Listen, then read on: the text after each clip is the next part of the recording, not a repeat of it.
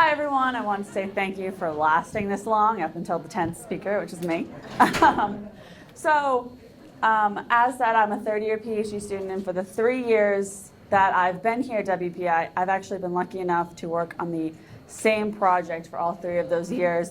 And I was lucky enough to be able to say that my thesis was born out of a mistake I made. How science, right? I didn't know how to use a microscope right, and all of a sudden my thesis was born. So what is my thesis? What I'm doing is I work with neurons. You heard Doug talk about them a little bit earlier. What they are is they make up the brain and part of the central nervous system, and they send signals from one part to another. However, what I'm specifically looking at is actually a disease of them breaking. I look at Alzheimer's. What that disease is actually the breakdown of neurons within the brain, and what I'm trying to do is help fix that. Now, I'm attacking this problem in a very interesting way, in a way that a lot of people here at WPI actually attack their problems too. Instead of trying to fix the neurons, I'm actually breaking them as well. I am systematically breaking the neurons so that I can figure out exactly what's going on. Because if we can figure out exactly what's going on with these neurons, we can fix them one day down the road.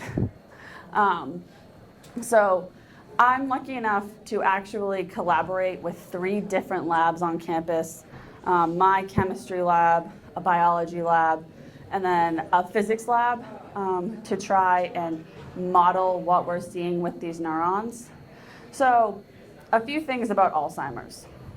Alzheimer's affects 44 million people worldwide.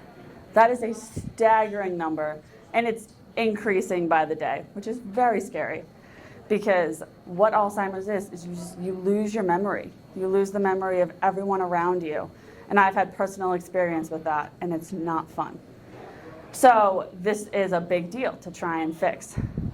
So what we're trying to do is model that, what's happening in Alzheimer's.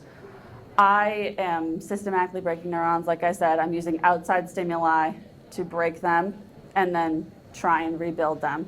But if we can model what's happening in Alzheimer's, then we can help fix it, like I've said. So one of the big things that I do on a day-to-day basis is attack neurons with calcium.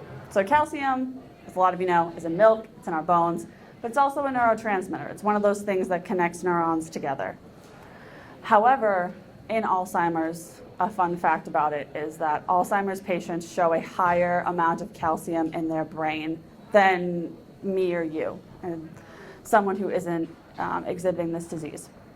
So we want to know, what's that calcium doing? Is it beneficial? Is it harmful?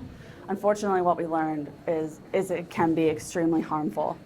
So we are modeling from calcium to neurons, start to finish, exactly what's happening. And we've learned a lot about neurons in the process. However, there's still so much to learn. But, you know, that does give us hope for the future. It does give us hope that those 44 million people that are currently affected, maybe we can't cure it, but one thing we can do by breaking a neuron and putting it back together is maybe stop it somewhere in the middle. So that's something that I really have a personal experience with, and I'm trying to fix so that no one had to go through what I did in the future. And these people can retain their amazing memories they made throughout their life. And that's what I did.